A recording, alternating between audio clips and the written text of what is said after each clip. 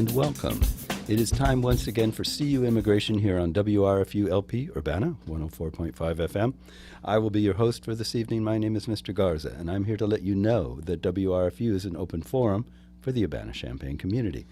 Views expressed are those of the speakers and are not intended to represent WRFU, UCIMC, Urbana Socialist Forum, or, as we like to say on the televised version of this show, UPTV. So whose views are these? Well, that's a pertinent question that's worth asking. So I will ask our two guests to introduce themselves right now so I can get their levels, and we'll find out whose views we're going to be representing here tonight. Either of you? Any of you? She doesn't have her microphone yet. You can talk later. Hi, everyone. My name is Jocelyn Ramirez. I'm a senior at the University of Illinois. I am a member of MEChA, which is a Latino social justice group on campus. I don't know. Mm-hmm. Yeah, I'm the other Jocelyn Robledo.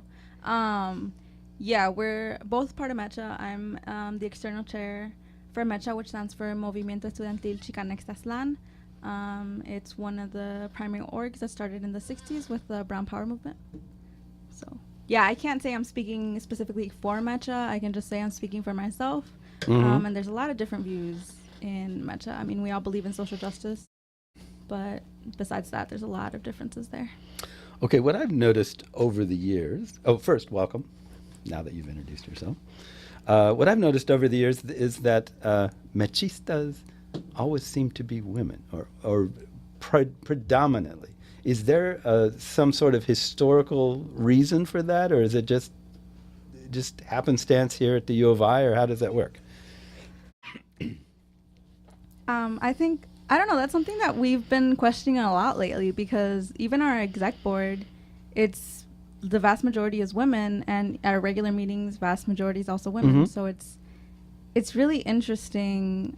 We're trying to figure out what the dynamic is. We've asked like different people what would attract them, like different. I don't know what what I've thought, or like the discussions that we've had have led to just we host a lot of our things, or a lot of our meetings at La Casa, and Mm-hmm. for a lot of people that seems like a very feminine space. And I don't know, it's not something I ever noticed, but like you look at the flyers there, and there are a lot of women. Like this week we have Semana de la Mujer. It's just actually going on right now. It's to celebrate women. And then also this weekend is the Black and Latina Women's Summit. So it's kind of like, I guess it attracts women because women are already leading it. And that drives up interest. But I think it also has to do with some toxic masculinity, that people are afraid to like walk into a room with a woman who's going to talk back to them. I honestly think that's part of it. Part of it is toxic masculinity. The other part might just be just because we're women, we're gearing it sort of towards women unintentionally, and that attracts more women, and such is the cycle. So. I will express my ignorance here. Are a lot of the indigenous groups from Central South America matriarchal? Do you know? I honestly don't know. Because I know a lot of, American Indian groups are, or were traditionally over the years. And so you see things like the No Dakota Access resistance that is primarily led by women. And that has been in part because those societies have a very strong female-centered and matriarchal tradition, even though in recent years it hasn't been that way. So that was my guess originally as to why this might be the case. I mean, I don't think it really matters one way or the other. It's just interesting to me because I've been having dealings with MEChA for many years now because of the immigration stuff, and it is almost consistently that entire time been mostly female. So I just wondered if there was it was started by strong women, back in the 60s or something like that just kind of carried over some sort of, heritage that I wasn't aware of. I don't know. Yeah, I really don't know either. So I'm sorry I can't add too much, but I think it's a good thing. I'm not saying it like, what's wrong with MEChA? I think it's a really good thing, except that as you were saying, it means there are a lot of men out there who, for some reason, are not joining and not supporting for who knows what reason. And that disturbs me a little bit. I mean, it shouldn't, there should be no reason that a man would look at a group and go, oh, that's a bunch of girls. I'm not going to. I mean, that's interesting because, like MEChA, like most militant movements, was very misogynistic in the beginning. There was a lot of sexual abuse within MEChA members in the past. I actually just read a book for my Latino Studies class called Teatro Chicana, and it's all about this theater group that arose, and it has so much to do with MEChA. But basically, a lot of women left MEChA because they experienced a lot of sexual abuse, a lot of just misogynistic experiences in MEChA, and they made a space for themselves. Which kind of pushes me in a direction that I don't know is really comfortable to talk about, but maybe we should. Maybe it's reasonable to talk about, which is the whole macho masculinity thing in a lot of Latino culture. I don't know if that's a heritage of colonization, because that was, obviously from Spain, that's a really big thing, or if it's sort of an example of what colonization does to people over time, because, when you've taken away their power and pushed them down, everybody then is like trying to, well, where do I find where do I find power now? Well, the only place I can do it is in my very small circle, my family or my, close relationships. And, so a lot of people who were, I hesitate to use this word, emasculated through colonization may have tried to regain some sense of, power through just mistreating women. And that's where that dynamic came from. I don't know enough of the history to know why that would be. And you're not going to comment. I don't dare say, because I will say something rude if I say anything. I mean, I really don't know. I mean, there's a lot about history that I myself don't know and I'm not aware of, and I don't really trust the school to really teach me about it. So for me myself, I don't know where to go for that information. I think being here, you end up finding yourself down in a lot of people, a lot of professors even, who you think would be your allies, but sometimes don't end up being the best supporters. So I wonder how much of that is the individuals and how much is just the nature of the academy itself, because it is Eurocentric.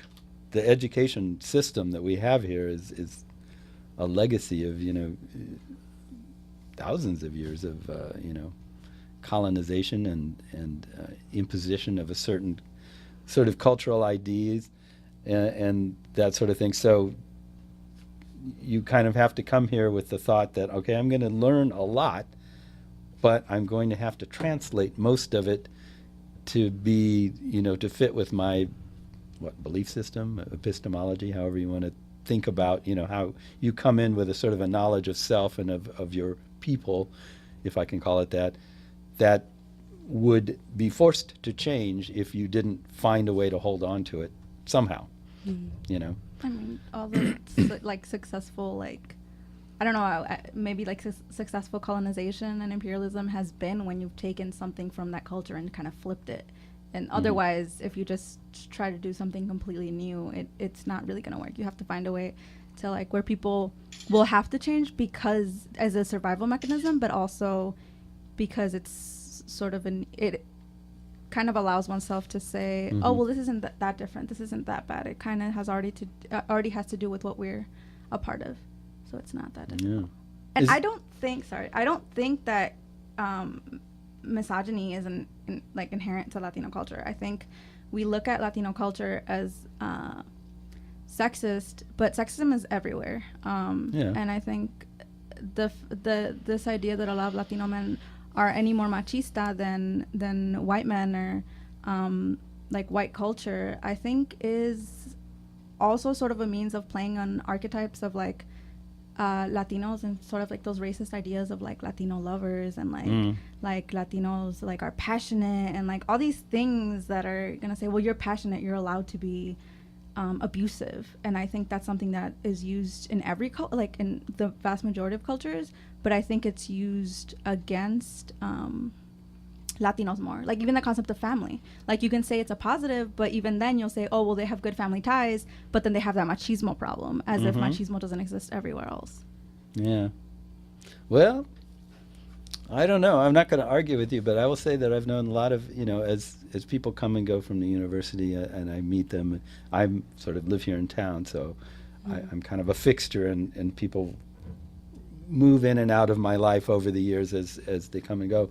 I've known a lot of like couples and young families who were really, if I can use the expression, woke. When you go to public events, they stand up and speak, they say all the right things or whatever, but when you're around them in their private spaces, it's like daddy and it's really, really very hierarchical. And I don't know what to say about that other than that there is some element of that does exist in the culture that I don't know where it came from, but it is there for some people, I'll put it that way. I don't know. I don't know. But is part of your participation in this organization is just a way of kind of holding on to something despite the environment that you're in, or how do you see it? I mean, what do you see the purpose of doing this? Make things happen, or I keep looking at you because I have to turn away from the microphone. I have to kind of do this weird thing when I look at you. But anyway, you know what I'm getting at? Like, what brought you to this group, and what makes it meaningful for you? I definitely, I tell my mom this, like I became more Mexican when I left home because I really like, my freshman year I did avoid La Casa because I didn't think it was for me, from like being, my family always said I was like the white one because I liked like rock and like social justice was considered a white thing. I don't know why, but it kind of was because we didn't know our own history. Right. And so when I came here after freshman year, like I just started going to meetings, and it was just nice to be around people who like understood my references, whether that was Spanish language or not, whether that was music, candy, food, anything. It was just really nice to have that space. But I was already social justice oriented, so MEChA was like perfect for me because I found how to fight for justice without realizing that I really needed that sort of space for me to exist outside of this university, in a sense. And Latino studies was a huge part of that. Like, I don't know how my experience at this college would have been like without Latino studies, and I definitely wouldn't be who I am after 1 year at Latino studies and visiting La Casa and stuff like that. How about you? Well, actually, my friend Priscilla, who was exec last year, who I'd known for a long time before coming here, because I'm a transfer student, so she was part of the club, and well, I joined because she was part of the club.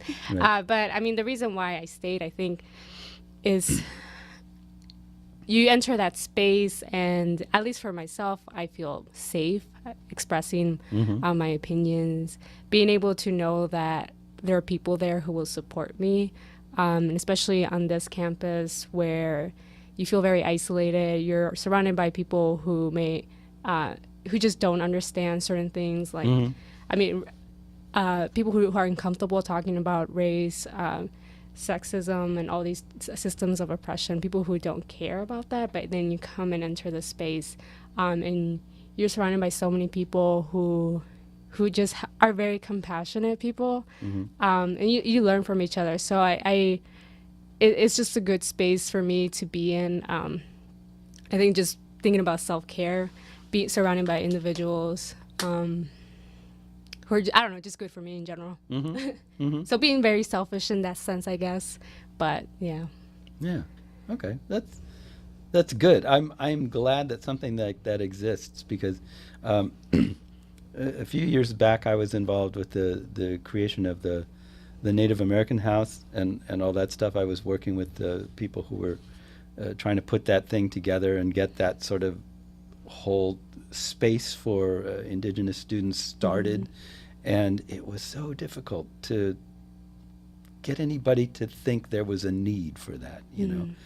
And it's still really hard to convince a lot of people that the cultural houses have a purpose beyond, how can I put it? There's just this perception that it's just sort of like a way to show off culture every now and then, like, oh, well, we'll give these guys their little house and they can make tacos and sit around and talk in Spanish or whatever, you know, and then they'll feel better and it'll be fine, you know. But these spaces are important way beyond that, because you come away from your family, you come away from everything that sort of supports and underpins who you are, your identity, and then you're in this space where it's like fraternity row everywhere you look or whatever, you know. It's a very wide space here at the university in some ways. I mean, at least institutionally, when you walk on campus, it's a very Asian space, really, in a lot of ways these days. But, you know, even so, it's the basics are white and very kind of colonial. I had a friend from Pakistan who came here, and she was really unsure of what it was going to be like and whether she was going to like it. And she got off a bus and saw the alma mater statue, and she said she started crying. She was like, it reminded her of these British colonial monuments in Pakistan and India that were just like basically looking down like, we own you, you know. And she was like, oh my God, it's like more of that here. It's going to be just the same thing. And she didn't last all the way through. She stayed here for a few years, and it was like, I can't do this. I just can't stay in this place. So that's a long way around saying I think these spaces are really important in ways that a lot of people don't see at all, don't have any sense of, and it's difficult to articulate. You look like you were about to say something. No, yeah. Oh, okay. Yeah, it's really hard to explain. Like, even for me, I didn't know I needed that space until I was in it. Like, Right. It's just so hard to explain, because a lot of the issues that like we face on campus, they're hard to explain and they're hard to like track, because it's like, oh, these little things, but people, unless they have that sort of same experience, it's like this microaggression means so much more than you think. Those shockings on the quad mean so much more than you think, because it doesn't apply to you the way it applies to me. It doesn't affect you the way it affects me. Like, they're telling me they hate me, my family, and what I am. Yeah. Like, it seems like little things, and it seems like, oh, we're special snowflakes or whatever, but it really isn't. Like, if it's only your own ignorance that makes you think that the history of colonialism doesn't do damage today. Like, if you think that those kind of things, certain words and certain actions and certain representation doesn't mean anything, it's just because you don't know the history of those symbols. And you don't understand, well, I mean, I guess to a certain extent, I don't know how safe it is to say this, but it's almost like you can't understand. If it's not you, if it's never happened to you. And this always gets into that big conversation of like, well, imagine if it was X. And then the person always goes, well, I wouldn't care if it was, you know, it doesn't matter. If it was the Pope dancing out, you know, wouldn't matter to me, you know, because they can't imagine it or they don't want to try. So it's an exercise that would only work if somebody really sincerely wanted to take part in it. And of course, when you're having one of those kind of conversations, they never do, actually. They just want to make a point, and their point is always like, you're just too sensitive. Way too sensitive. You're too emotional, too loud, too this, too that. There's something wrong with you. And when you start thinking of all the things that are wrong with you, and then you just happen to, you know, casually compare that to what sort of the European norm is, oh, it's all the ways I'm different from this. That's what's wrong with me. Everything is pathologized in some way, to the point where you walk around, and this isn't just here, it's like in life, you know, in living in America, that's what it does to you. That's what TV is doing. That's what the movies are doing. Everything is doing that. I'm sorry, I'm preaching to you. You already know this stuff. Is this the very definition of mansplaining here, what I'm doing right at this moment? No, I think you're good right now. Well, I'm talking to you, but I'm also talking to the radio audience or the TV audience or whoever this is. one of the things that I try to do on this show is just kind of share the why do I keep doing that? Go away. The human effects of the immigration question. It's a big question, apparently. It's a big controversy. It's a big deal. It's a problem. And so there's this sense that it's like, oh, it's something. There must be something to it because it's such a big deal. And so I just try to take it away from that and just talk about what is it like to be an immigrant or friends of immigrants or related to immigrants or whatever, you know. And it's an interesting thing. I've dealt with it all my life. I mean, I was born here, but I never fit in anywhere. I didn't belong anywhere. There was no one. There was one other Mexican family that I was aware of in town, and I didn't know them, but I'd heard of them. I heard they existed, Wow. and I knew they were out there somewhere. And of a not so funny story, kind of a sad story, really, that I've told before is when I first went to California. I was like, oh boy, I'm going to finally be around my people, you know. Yeah. I got off the plane and I was going down the street and everything, and I saw real Mexicans, and I was like, my God, I'm as different from them as I am from the people back home. I don't belong anywhere. I mean, it was like this, the bottom dropped out of my expectations because I really thought I was going to see people like me somehow. But of course, this is not realizing that if you actually go to Mexico, you see every sort of person, but there's this stereotype in your head of what, you know. I knew I was looking at real Mexicans only because they looked like the stereotype. I probably was looking at all sorts of them, and I didn't know it, you know. And I may have looked at all, you know, met all sorts of people like that throughout my life and not known it. But, you know, it was the short, dark-haired people, the very, very indigenous-looking types, you know. And I was like, oh, I don't look anything like that, so I guess not. But, you know, it was just a strange experience for me. And it's weird to go through your life and feel like, I mean, I talk like an American, I act like one, I dress like one, but I've never felt like one. So I don't know what to do with that. I've never known what to do with that. It's a strange thing. And I'm talking too much. Sorry. I think for us, many of being in the space, being able to say that I like, for me especially, I'm the only one in my family who, I'm first generation, so I'll be graduating. I have privilege having this, about to graduate with a college degree. And so I find myself also not knowing where do I fit in back home because I have this network of people, I have resources that my family members don't have. Yeah. It's something that really stood out to me. I mean, my father is undocumented, and a while back he was stopped by police because, I don't know, just maybe he forgot to turn his signal, I don't remember. Yeah.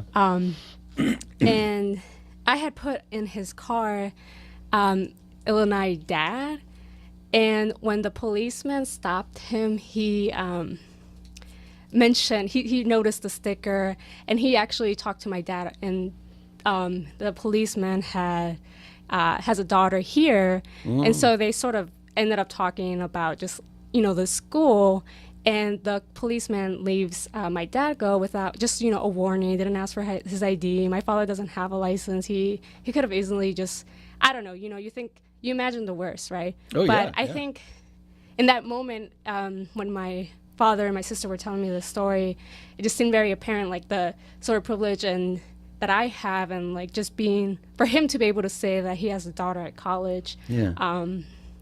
I don't know, it was just very evident to me, the sort of privilege that I have and how he was able to, I don't know, seem more respectable in a sense because he has a daughter Right. at a university. Something relatable, like, oh, okay, you're like me. And so when you say first generation, do you mean first generation born here? Yeah, yes. See, that I've always thought first generation was the person that came, and then second generation. So I call myself second generation. I'm first, by your nomenclature, I'm first generation because my father came here a long time ago, way long time ago, and So I've never known. Is that the official way of describing it? I'd like to be correct when I say it. I don't know. I use the same thing. I would Yeah. say I'm first generation. Well, a first generation college students and also first generation like immigrant. But like that would make sense because 1.5 are like dreamers who grew up here. So then I guess the right one would probably be what you're using would be the second generation is the person who was born here. The first generation is the people who migrated. But I always say I'm second generation. So I guess you kind of have to ask for clarification on what that means. Yeah. I wonder who the authority is. Well, gosh, we live here at the university. I bet we could probably find somebody who fancies themselves an authority on this and who will sit there. Well, let me tell you. Who can mansplain to us? Yes, they will mansplain for hours, and you'll be like, it's just one question. That's all I wanted to know. I don't need the whole history. Well, okay, that's good. That's good to get that clarified because I always called myself second generation, and what was my point? I totally lost. I have no idea. I was going to say something. Probably not worth saying. I don't know. Anyway, but that's interesting. So you're really in touch with like family back home and that sort of thing, both of you? Back home as in? Back home with your parents' home. Oh, okay. Yeah, I mean, I try to visit at least monthly, but it's been really busy. It's been a really busy semester with MEChA. Mm-hmm. It's hard. For me, at least when I hear people, when they go back, I just think like, where do you find the time or even the money to just head back home? I mean, I have to work during the weekend sometimes. And even those things, like, as a student, from a working class family, like, traveling is such a privilege. I never been to Mexico, so when people talk about Mexico, it's like I can't relate. I never been there. I don't know when I will ever go. So that's kind of what I was curious about because it's hard to explain. My father came from a generation. He was right about the time during the great, what they call it, Operation Wetback, whole thing, and so. He basically got out of Dodge, and he came here. He joined the Army, established his citizenship or whatever by they had to give him some kind of documentation, and that became the foundation of his citizenship, I guess you could call it. And so he basically put his past behind him and never looked back. So I never learned Spanish at home. I knew nothing. What I grew up was with I don't know how to describe it, like a secondhand understanding of what my culture was supposed to be. Like he taught me what he thought American culture was, which he had learned, I guess, from watching movies or something and observing people around him. And so basically, basically, he just, raised me to be white. And so as I became an adult and started trying to get a sense of like, where do I come from? What is my heritage and all that stuff, I didn't know how to go about discovering it. I have never met anybody, any of my relatives, ever. Never spoken to them. I know nothing about them. So it's like, what do I do? Just show up in a town and like knock on doors and go, any Garzas around here? And have them go, who are you? I don't even know how to begin doing it. So I'm envious, I guess, and interested in how people go about holding on to where they come from as they move into the future.